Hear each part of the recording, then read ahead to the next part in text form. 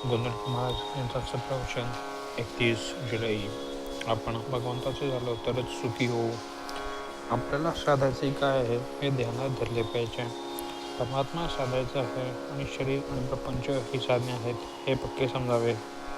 आपण साधनाला साध्य आणि साध्याला साधन मानतो, म्हणून ते चुकते. एका गृहस्थाला मुलाबांसह मुंबईला जायचे होते. आता आघाडीत बसायला मिळेल या आनंदात मुले गाडीत बसली, पण मुंबईत जाण्यासाठी गृहस्थ गाडीत बसला. गाडीतून उतरताना मुलांना वाटले, त्या गृहस्थाला तसे नाही वाटले.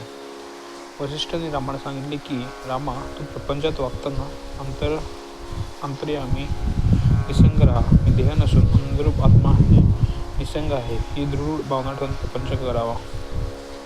जमीन सोडून कोणाला राहता येत नाही, त्याप्रमाणे प्रपंच कोणाला शकतात नाही. पण त्यात राम कर्ता मानून वागणारा तो परमार्थिक, मी कर्ता आहे असे मानून वागणारा तो प्रपंचिक. मी कर्ता असे म्हणूनही जर प्रपंच दुःखरूप राहतो, सुखरूप होत नाही, तर त्याचा कर्ता मी नाही हे सिद्ध झाले. प्रपंच हा अर्धवटच आहे, पूर्ण फक्त राम आहे. मिठाचे पोते कितीही धुतले तरीही त्याला काळपणा जात नाही, तसे प्रपंचच आहे. म्हणून परमार्थ सुलभ असे साधन जे नामस्मरण ते अखंड करावे.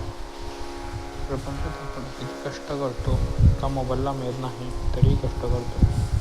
परमार्थात तसे नाही. परमार्थात जितका करावा तितके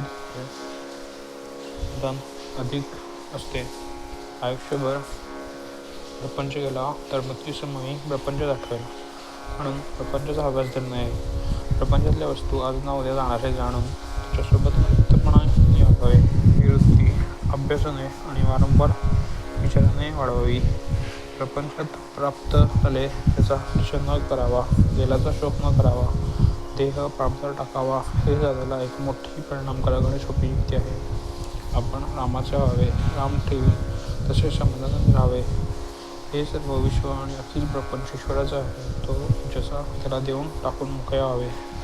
सर्व ईश्वराचे आहे, माझे काही नाही असे समजणे म्हणजे ईश्वर अर्पण करणे होय. आपण भगवंताचे झालो तर सुखी होऊ, नाहीतर दुःखी होऊ. धान्यातले दगड, माती, पाकड निवडून बाजूला काढून धान्य जे सार ते घ्यावे. त्याचप्रमाणे अहंकारचे कडे, ममताची माती आणि विकारांचे पाकड आत्मस्वरूप परमात्मा मिसळल्याने दुःखरूप प्रपंच होतो. ते प्रपंचातून निवडून टाकले म्हणजे ठेवले ते सारे सुखच. रामा, सर्व तुझेच आहे, तू देशील ते घेईन अशी भावना ठेवावी, यानेच अत्यंत समाधान होते. श्रीराम जय राम जय जय राम.